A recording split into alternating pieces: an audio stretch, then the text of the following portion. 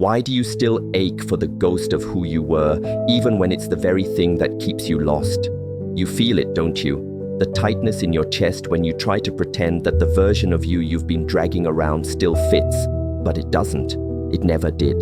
That smile you wear like a duty, that voice you lower just to make other people feel taller, that dream you inherited without ever asking if it was yours. All of it, a costume sewn from survival. And yet, here you are, clutching it like it's sacred. You wake up in a body that feels more like a museum of memories than a living presence. You keep repeating the same roles, not because they serve you, but because they're familiar. Because change feels like death. Because truth feels like betrayal. But what if the betrayal was staying?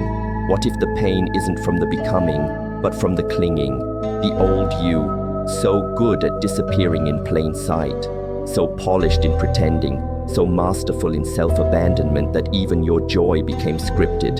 And yet beneath all that, something is cracking. Quietly, rebelliously. The you that never bought the illusion is stirring. Not loud enough to shout, but just enough to ache. Just enough to whisper, "This isn't it." And you hear it, right at the edge of sleep, in the middle of a smile that doesn't reach your eyes, in the silence after a party where you felt completely unseen. That haunting question that keeps following you, even in your dreams. Who are you when you stop performing? Who are you when no one's watching, no one's needing, no one's scripting your lines for you? And why, after all this time, does that question still scare you more than anything? At some point, the mask stopped being a choice. It fused, became your face. And now, you can't tell where the pretending ends and the person begins. That's the thing about masks. They're light at first, easy to wear, comforting even, until you wear them too long, until the people around you stop seeing you and only respond to the script you never meant to audition for. You became the reliable one, the strong one, the one who doesn't ask, doesn't break, doesn't need. And somewhere along the way, your truth got buried beneath expectations you never agreed to. The mask was meant to protect you from rejection, from judgment, from that sharp loneliness that stung too much to face as a child.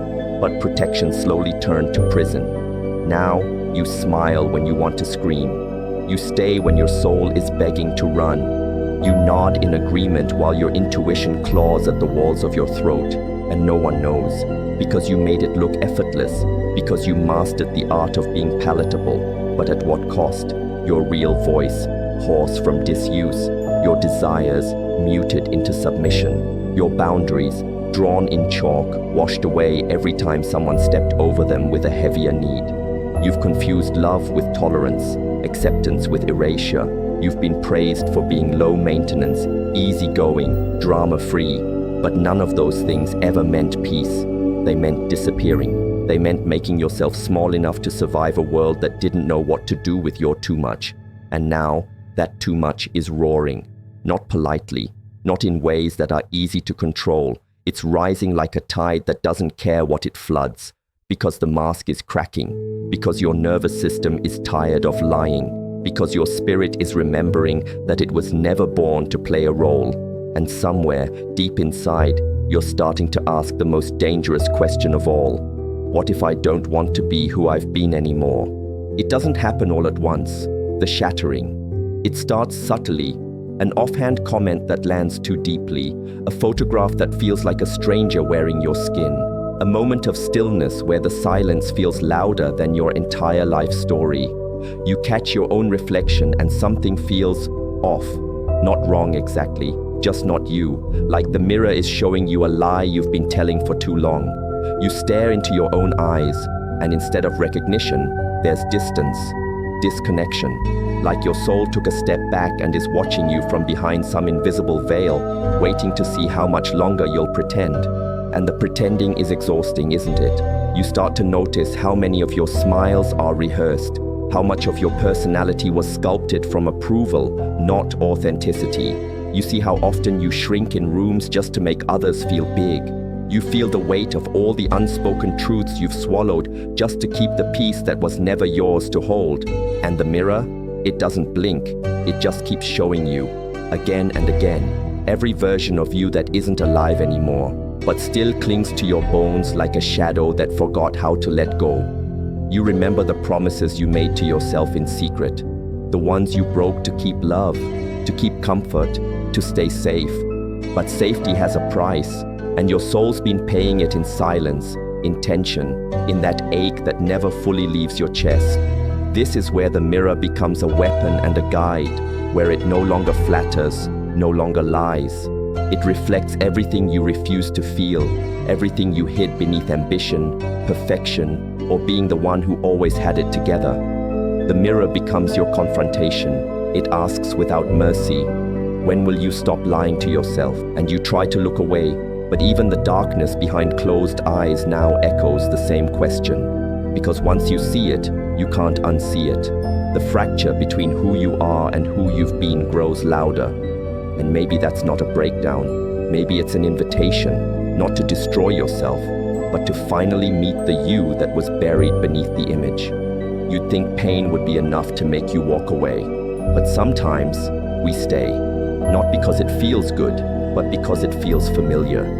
You keep picking the same wound like it's sacred, not because you want to hurt, but because somewhere along the way, hurt became home. You don't just carry your trauma, you identify with it.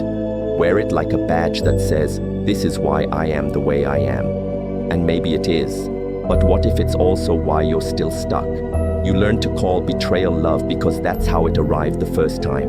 You learn to call silence peace because no one ever asked how your heart sounded in a scream. And now, even as your soul begs for freedom, some part of you tightens at the thought of letting go, because the wound became your compass, your excuse, your identity. You're not healing because you're still proving something to the past, still reenacting the same story, hoping that this time someone will love you right, see you clearly, choose you completely. But they won't, because no one can rewrite a script you refuse to stop acting out. You don't want to be hurt, but you're loyal to the version of you that was. You keep the pain alive because letting it die feels like letting you die. The version of you who suffered, who endured, who survived, and maybe you fear that if you stop suffering, their story disappears, their worth evaporates. But you are not abandoning them.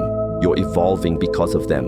You're not betraying your younger self by letting go. You're honoring them by refusing to let their pain dictate your future. But it's terrifying, isn't it? To drop the shield, to let joy feel real, to stop defining yourself by what you escaped. Because who are you without your suffering?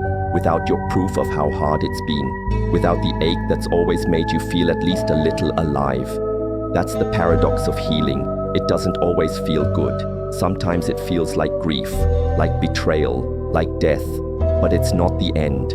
It's the beginning of a life no longer built around your wound. There was a time you had to become that version of you, the one who never asked for too much, the one who smiled through the ache, the one who learned how to stay quiet to avoid the explosion.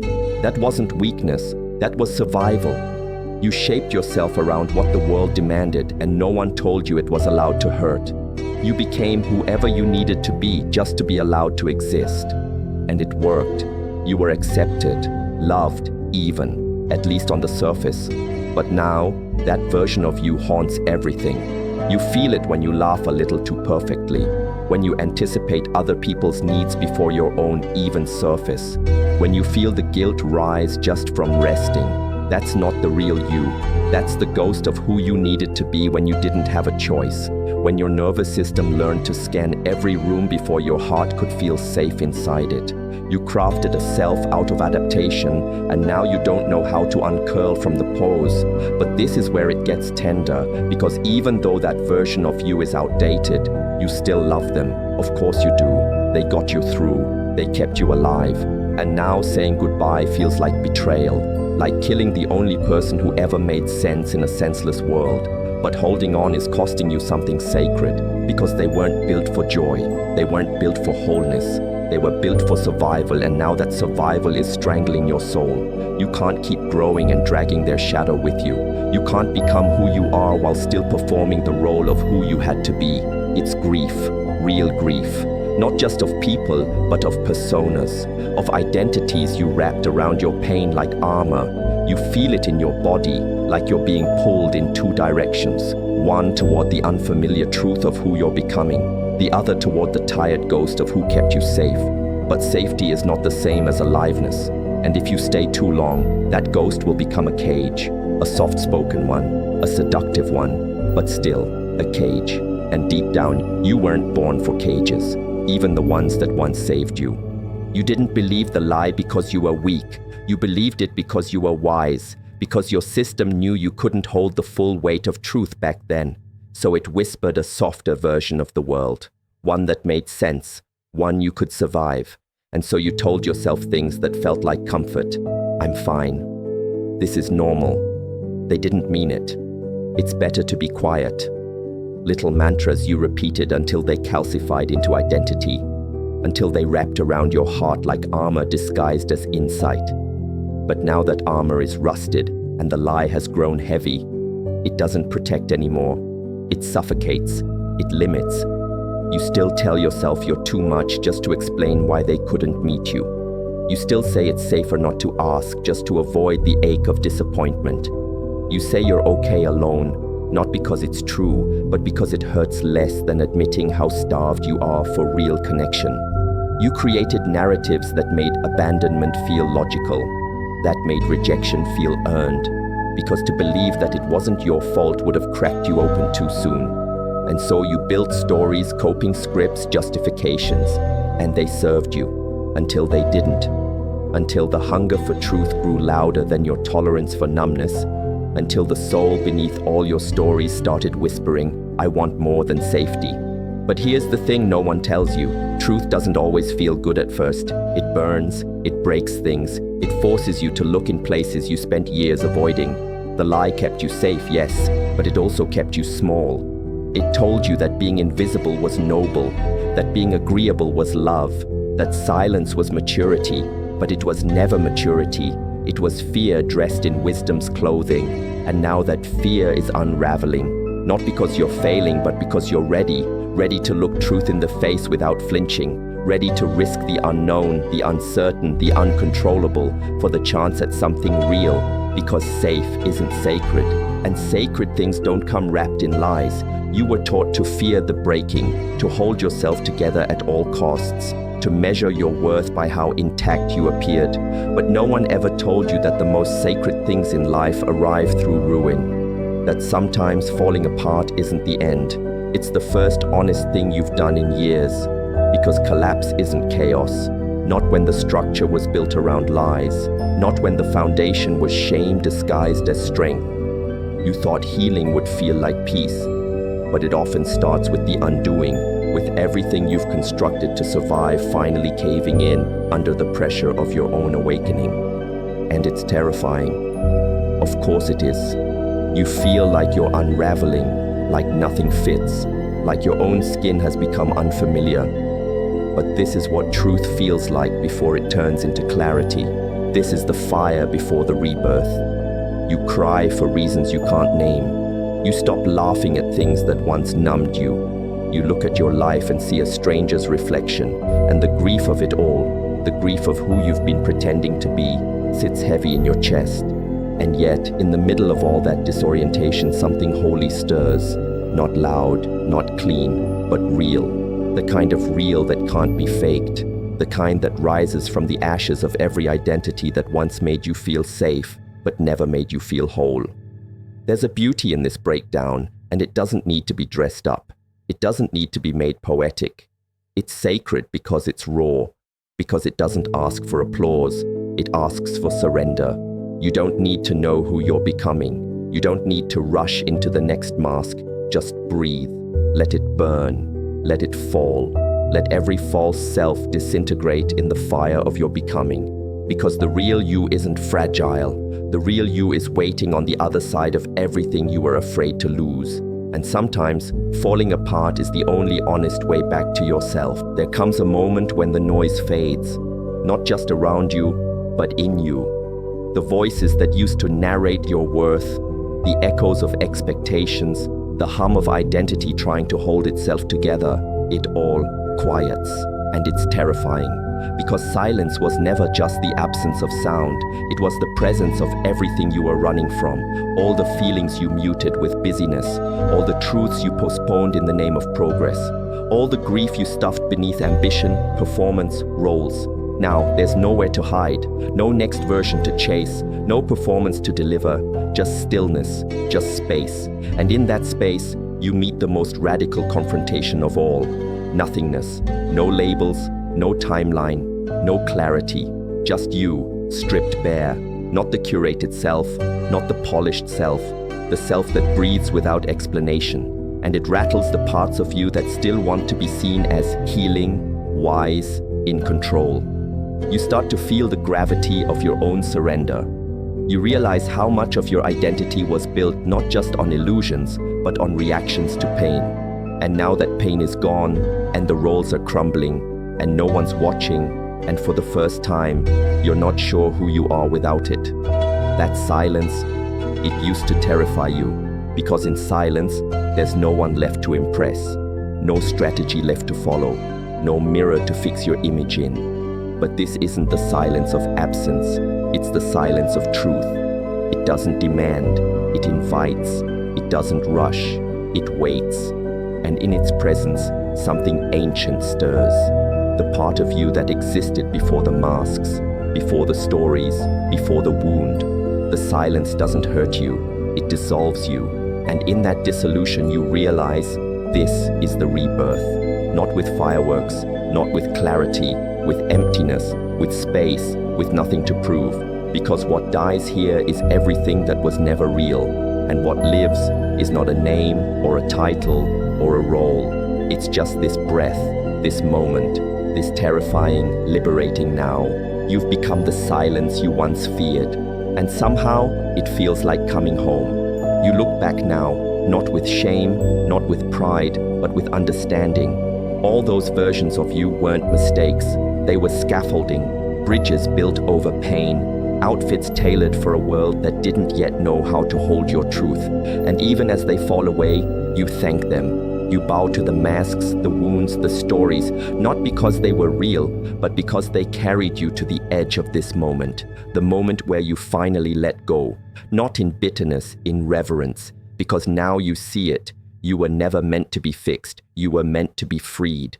All this time you thought you were breaking. You were actually blooming, unfolding, peeling away everything you were taught to be just to remember what you already are. Not a role, not a reaction, not a mirror reflecting everyone else's need for comfort. You are not your trauma, though it shaped your path. You are not your survival self, though it saved your life. You are not your history, though it hums in your bones. You are the space between, the witness, the aliveness that never needed a name. And now that you've faced the silence, now that you've let the fire burn away the illusions, what's left is enough. Not perfect, not certain, but true. You no longer need to explain your becoming to anyone. No longer need to make your softness palatable. No longer need to shrink to soothe someone else's unhealed shame. The illusion has lifted. The performance is over, and what's left is presence, breath, stillness that doesn't ask for applause. You are not who you were, and that is not a loss. It's a liberation, because who you were was never who you are. Who you are has always been waiting, beneath the noise, beneath the ache, beneath the armor, quiet, patient, eternal, and now, finally, seen.